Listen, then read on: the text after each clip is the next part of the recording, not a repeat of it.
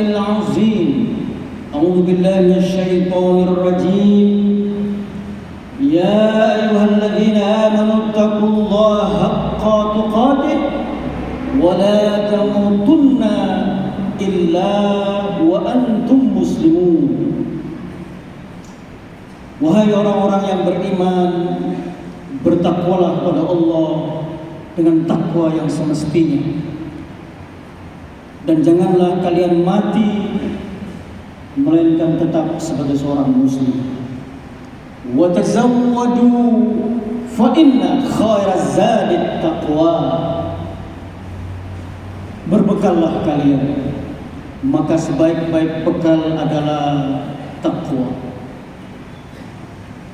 Wa qala aidan a'udzu billahi minasyaitonir rajim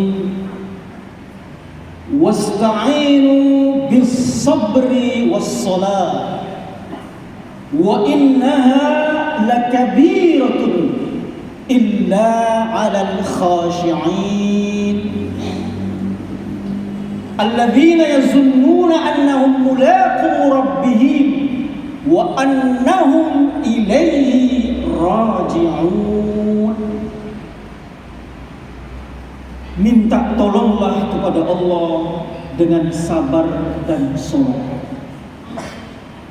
Dan sesungguhnya sholat itu berat, kecuali bagi orang-orang yang khusyuk. Siapakah yang khusyuk itu? Orang-orang yang yakin bahwa akan bertemu Allah, dan orang-orang yang yakin bahwa hanya kepada Allah lah akan kembali. Shadaqallah. Allahumma hamna bil Qur'an. Kaum muslimin jamaah salat Jumat Masjid Raya Al-Husna yang dimuliakan Allah Subhanahu wa taala. Kali ini khatib ingin berbagi perspektif atau berbagi pandangan sekaligus berbagi renungan terkait pengaruh sholat terhadap sikap optimisme. Ini bulan Isra Mi'raj. Kenapa dibahas optimisme? Karena ada prediksi tahun ini tahun gelap. PBB memprediksi, bahkan Bank Dunia memprediksi, IMF juga memprediksi akan terjadi krisis global, krisis energi dan krisis pangan. Negara-negara yang mayoritas muslim hampir kolaps. Turki, Afghanistan, bahkan Pakistan nyaris diambang kebangkrutan. Bahkan negara maju seperti Inggris juga mengalami krisis energi. Saking mahalnya mereka tidak mampu menyalakan pemanas ruangan. Bagaimana pula dengan negara-negara yang berkembang seperti Indonesia? Situasi boleh krisis, tapi jangan sampai sebagai orang beriman mengalami yang namanya krisis harapan.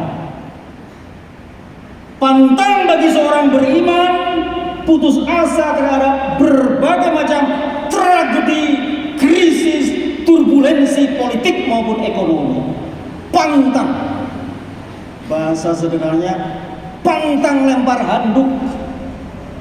Bahasa sepak bolanya, pantang gantung sepatu. Pengaruh sholat terhadap sikap-sikap berpengharapan kepada Allah tiada batas. Sikap-sikap selalu senantiasa berprasangka baik kepada Allah tanpa bertepi, dan itu akan menimbulkan kebahagiaan yang hakiki. Tapi kalau kita berpengharapan kepada selain Allah, bahagia juga, iya bahagia juga, tapi kebahagiaannya adalah kebahagiaan semu, kebahagiaan dangkal, kebahagiaan palsu dan sementara. Maka izinkan pada kesempatan yang pendek dan singkat ini untuk mengulas balang sekelumit, untuk kita jadikan bekal agar sholat kita bukan sekedar sholat bayar hutang. Orang kalau udah bayar hutang lega dia. Kalau habis sholat lega, Apa bedanya itu rutinitas dengan rutinitas kita sehari-hari gosok gigi pagi hari atau malam hari? Habis gosok gigi lega, atau habis sarapan pagi harus minum kopi dulu baru lega. Apa bedanya sholat kita dengan keadaan rutinitas? Kalau sholat itu hanya sekedar bayar hutang terus lega. Dr. Khalid Al-Lahi, pakar tafsir Al-Quran dari Universitas Imam Muhammad bin Saud Saudi Arabia, mengatakan Rasulullah Shallallahu Alaihi Wasallam dalam menghadapi kekerasan hidup, keterhimpitan hidup, tragedi hidup, Rasulullah mengandalkan sholat. Saya ulang sekali lagi. Kata Dr. Khalid Al-Lahim ini, Rasulullah dalam menghadapi kekerasan hidup, turbulensi hidup, tantangan hidup, keterhimpitan hidup, kenestapaan hidup, mengandalkan sholat. Sholat yang seperti apa? Sholat yang gerakan-gerakannya seperti yang kita lakukan sampai detik ini. Ada takbir, ada ruku, ada sujud, ada duduk antara dua sujud, ada salam.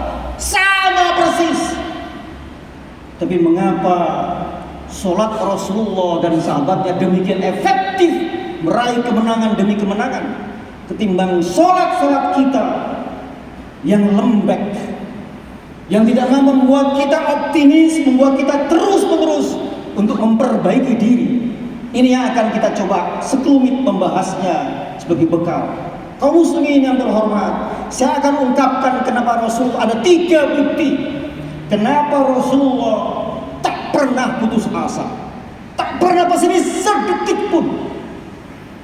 Wala tayasu min rauhillah, innahu la yayasu min rauhillah illa al-qaumul kafirun. Surah Yusuf ayat 87.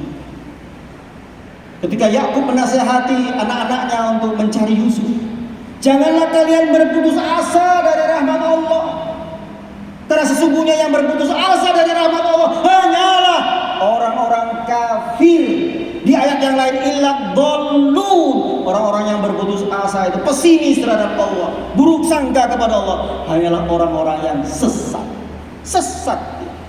Sesat berpikir minimal. Bagaimana Rasulullah akan berputus asa kalau ia dilarang oleh Allah Subhanahu wa taala untuk berputus asa? Karena kita adalah pengikut Muhammad sallallahu alaihi wasallam, pantang juga untuk pesimis maupun putus asa atau lempar handuk tadi. Bahkan kenapa Rasulullah dilarang berputus asa? Was-sabirina fil ba'sa'i wad-dharra'i wa hinal ba's. Ulaika alladziina shadaqu wa ulaika humul muttaqun. Orang yang bersabar ketika menghadapi tragedi, tantangan, kesulitan hidup, kenestapaan, kemiskinan, kefakiran. Itulah orang-orang yang benar. Itu orang yang benar. Dan itulah orang-orang yang bertakwa. Sabar menghadapi tantangan hidup, pahal, beramal soleh. Jadi jangan dianggap, hadirin sekalian, wah kalau hidupnya enak, kaya raya, tenang, adem, serba ada, berarti Allah sedang memuliakan dia. Sebaliknya kalau dia kere, melarat, Senin Kemis ekonominya, berarti dia sedang dihina Allah. Keliru cara berpikir seperti ini. Sekali lagi, telah keliru cara berpikir seperti ini. Kalla bal la tukrimuna al-yatim fa'amma al-insanu idza mabtalahu farabbuhu akramahu wa na'amahu fayaqulu rabbi akramahu wa amma idza mabtalahu faqadara alayhi rizqahu fayaqulu rabbi ahana. Surah Al-Fajr ayat 8 dan 9. Salah caramu, kata Allah. Enggak gitu. Enggak ada hubungannya kekayaan, kelapangan hidup, kelonggaran hidup dengan kemuliaan. Enggak ada. Sebagaimana juga kemiskinan tidak ada hubungannya dengan kehinaan. Salah satu-satunya alat untuk mengukur siapa yang mulia dan tidak adalah ketaatannya kepada Allah saja.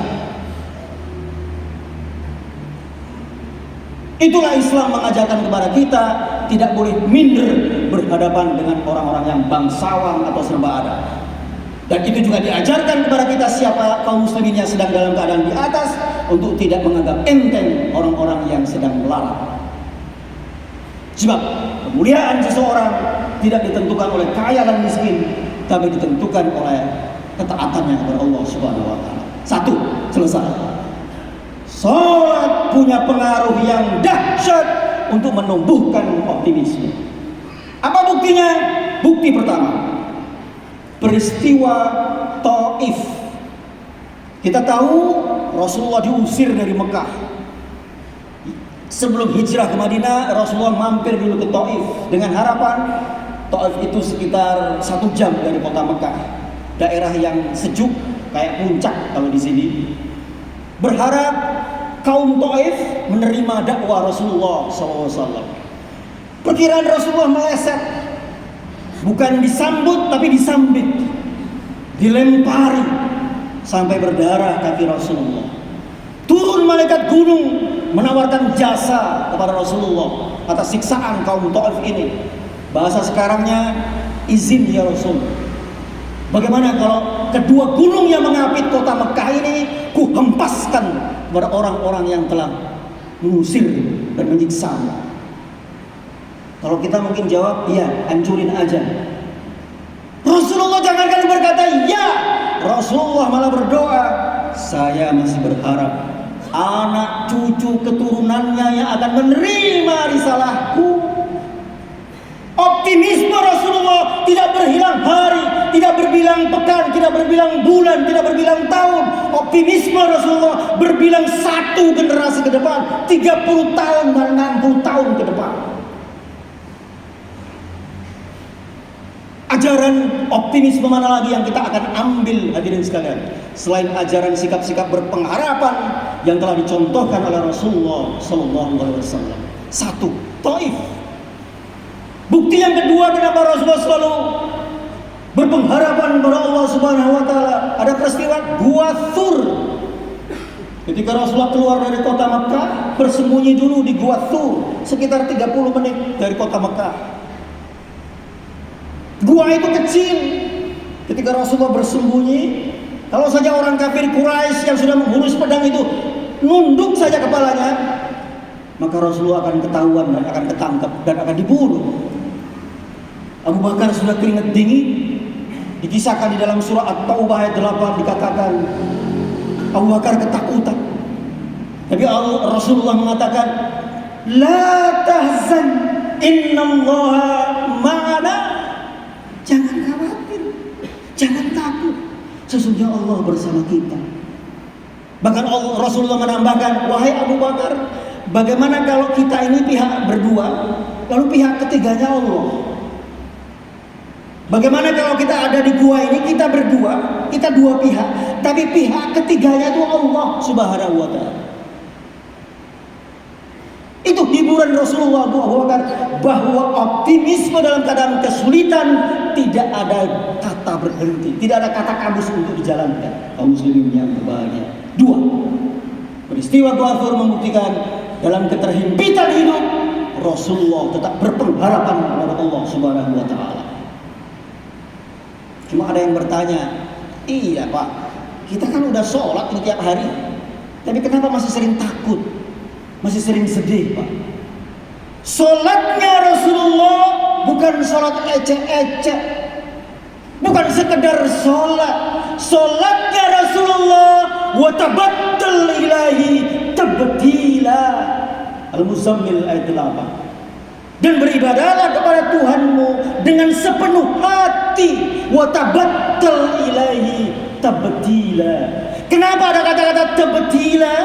Itu maf'ul mutlak kalau dalam bahasa Arab. Kenapa ada tabtila? Karena ada orang yang beribadah setengah hati. Bahasa sekarangnya, kamu setuju? Setuju deh. Kok setujunya setengah hati?